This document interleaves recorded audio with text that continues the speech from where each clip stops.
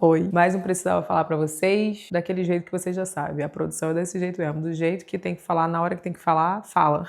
Mas enfim, gente, ontem, vou contar uma coisa pra vocês que aconteceu. Eu tava na igreja, né, e eu senti no meu coração de fazer um vídeo pra vocês falando sobre isso que eu vou falar hoje aqui. Só que eu senti que eu queria falar e ao mesmo tempo eu fiquei pensando depois assim, eu acho que não é pra eu fazer esse vídeo não, falar sobre essa questão não, porque é só porque eu tô com meu coração assim, né, tipo, um pouco de raiva. Eu acho que é só porque meu coração ainda tá um pouco, enfim, com a situação aflorada e acho que não tem nada a ver eu gravar esse vídeo, não. Daí eu já tava bem, já tinha passado, hoje eu não ia gravar mais o vídeo pra vocês, eu falei, não, acho que era uma coisa de momento, acho que não era pra eu gravar isso, não. E aí, quando foi hoje, eu recebi uma mensagem no WhatsApp. Na mesma hora, tipo assim, foi confirmação de que eu precisava falar isso com vocês. Eu fiz uns stories falando sobre a questão das pessoas não apoiarem, né? E eu vi que muita gente mandou mensagem falando que aconteceu isso com as pessoas também. Eu falei sobre quando eu comecei a gravar vídeo.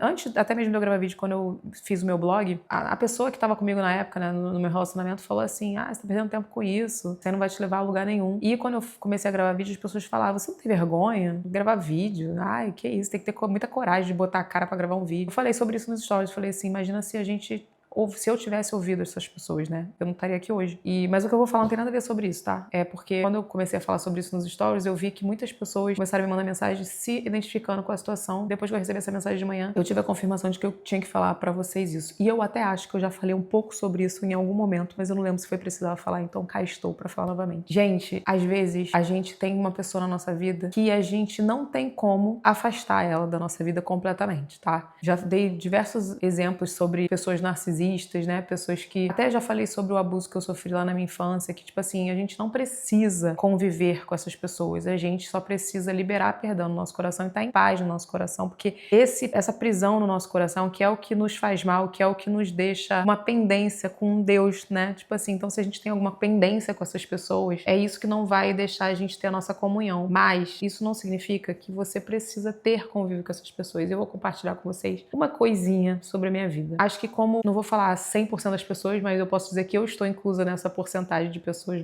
sei lá quantas pessoas na vida tem alguém que não pode se desvincular, mas que essa pessoa faz muito mal a você. Quando a gente fala de pessoas narcisistas, né, eu até vou pegar aqui pra vocês, porque eu tava... eu esqueci meu celular. Não, tá aqui. Achei que eu tinha esquecido meu celular lá em cima. Quando eu tava lendo sobre pessoas narcisistas, é óbvio que nem todas as pessoas têm o mesmo sintoma, mas eu vi essa pessoa com vários sintomas. E aqui é o seguinte, transtorno de personalidade narcisista. O que é e forma de tratamento. Porque eu achava, eu não sei também se eu tô falando besteira, tá? Se algum psiquiatra estiver me assistindo, pode me corrigir. Mas eu não sei se a pessoa narcisista é diferente do transtorno de personalidade narcisista, tá? Eu não sei se é isso, mas pelo que eu entendi, o transtorno de personalidade narcisista, tá dizendo aqui, ó, é uma condição psiquiátrica complexa que provoca no indivíduo um padrão generalizado de grandiosidade, necessidade de atenção constante e falta de empatia. Além de falta de empatia. Esse é só um dos sintomas. Isso aqui é um site médico, tá? Do Drauzio Varela, inclusive. E eu tava lendo sobre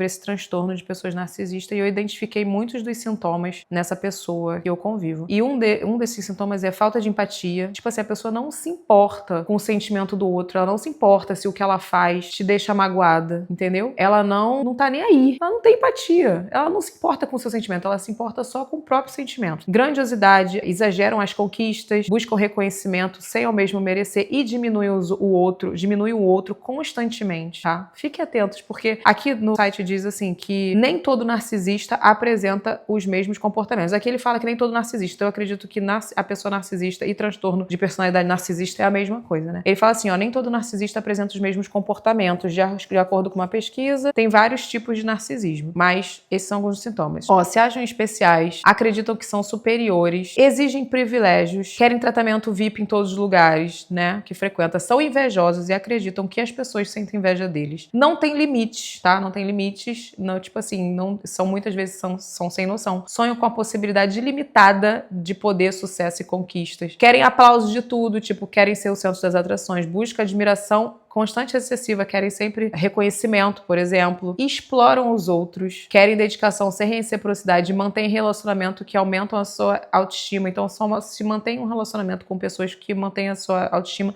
são arrogantes e monopolizam as conversas e ignoram o sentimento dos outros, são vaidosos e pretensiosos. Então assim, eu tava lendo sobre isso e eu não vi todos os comportamentos dessa pessoa, mas eu vi muitos. E eu vi também uma coisa que era assim, ó, uma frase que é: o narcisista, ele desperta o que há pior em você. E essa pessoa desperta o pior que há em mim. Tipo assim, ó, por exemplo, eu já tive várias brigas com o meu ex, por exemplo. Brigas horrorosas, brigas horríveis, que vocês não têm noção. Eu já tive brigas horríveis com o Diego, por exemplo, também. Brigas muito ruins. Mas eu nunca senti uma raiva a ponto de falar assim: eu esganaria essa pessoa, por exemplo. Entendeu? É um exemplo, tá, gente? Mas, tipo assim, eu nunca senti esse ódio. Tipo assim, você sente raiva da situação, mas, tipo, essa pior de você falar assim...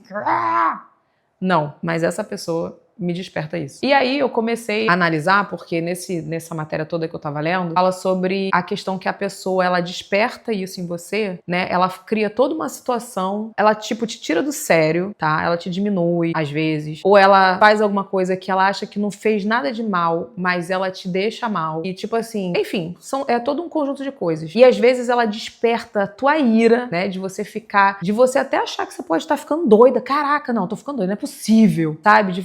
Cara, te desperta esse pior. E depois que ela faz essa situação, ela fala assim: nossa, você está maluca. Você está precisando de tratamento. Você tá nervosa. Acho que você não tá bem. Você não é normal. Entendeu? É tipo isso. Por que eu tô falando isso pra vocês, gente? Porque há uma linha muito tênue.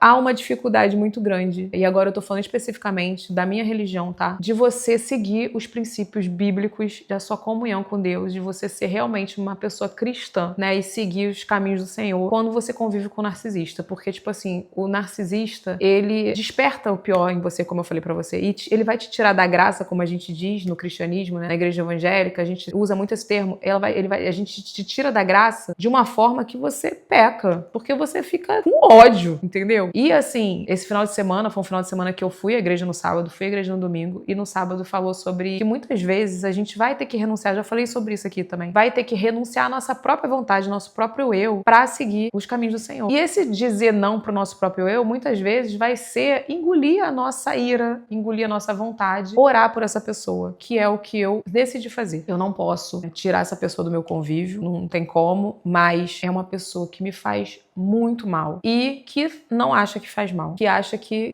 tá tudo bem, que tá tudo certo. E por que eu quero falar isso pra vocês, né? Porque essa pessoa narcisista, ela faz parte da nossa vida. E você pode estar convivendo com uma pessoa narcisista. Eu acho que quando é um amigo, né, um conhecido, é muito mais fácil de você tirar da tua vida. Você, tipo assim, a qualquer sinal de uma pessoa narcisista na tua vida que te bota pra baixo, uma pessoa que... Gente, tá piscando a minha luz ali, né? Desculpa. Mas enfim, a qualquer sinal, a pessoa te bota pra baixo, a pessoa te critica o tempo todo, te diminui, só quer ser o centro das atenções. É muito mais fácil você tirar um amigo, né? Um colega, um conhecido da tua vida, porque você pode simplesmente se afastar. Mas quando essa pessoa é uma pessoa que de repente é uma pessoa que você tem que conviver, pode ser o quê? Pode ser tua mãe, pode ser teu pai. E eu recebi muitas mensagens quando eu compartilhei algumas dessas coisas lá no Instagram. Pode ser teu marido, pode ser tua irmã, pode ser teu irmão. Quando é uma pessoa assim, é muito mais difícil, porque além da culpa que a gente se culpa, falando assim: poxa, é minha mãe, poxa, é meu pai, poxa, é minha irmã, poxa, é meu irmão. A gente se culpa, né, naquela coisa: não, mas eu tenho que relevar, é família, não sei o que. Tem a questão, no meu caso, da minha vida cristã, que eu falo: caramba, eu preciso ter paciência, eu preciso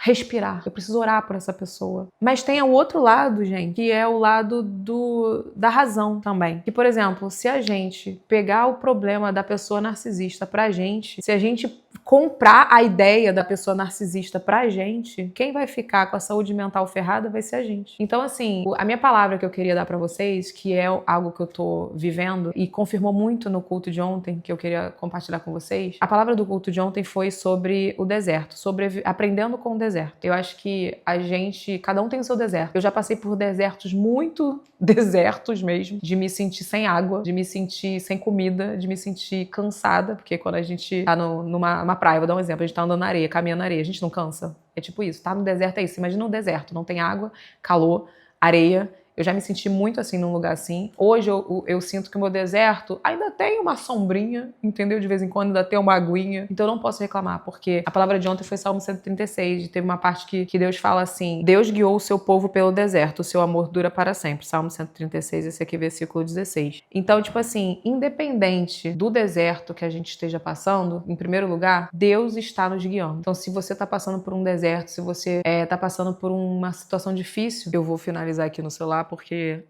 a minha bateria descarregou, ó.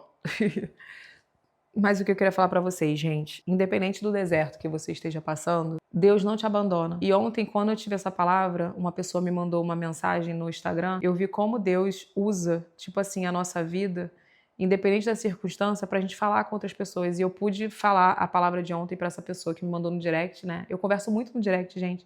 Por mais que vocês achem assim, poxa, a Evelyn nunca me respondeu, mas eu respondo muito mensagem no direct. Então, quando eu tô online, eu tô sempre respondendo no direct, tô batendo papo.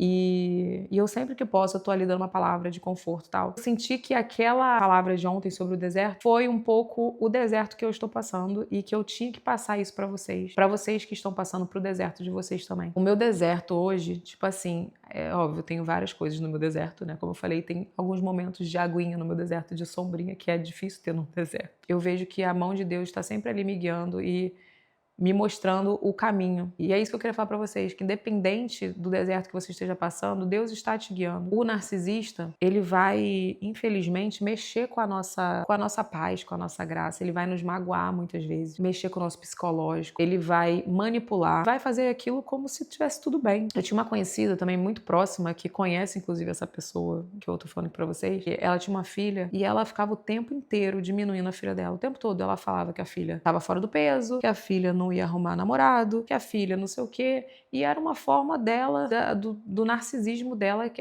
ela fazia aquele abuso psicológico com a filha dela. E só ela era boa, só ela era maravilhosa, né? E chegou um ponto que a filha dela falou, cara, eu preciso viver minha vida.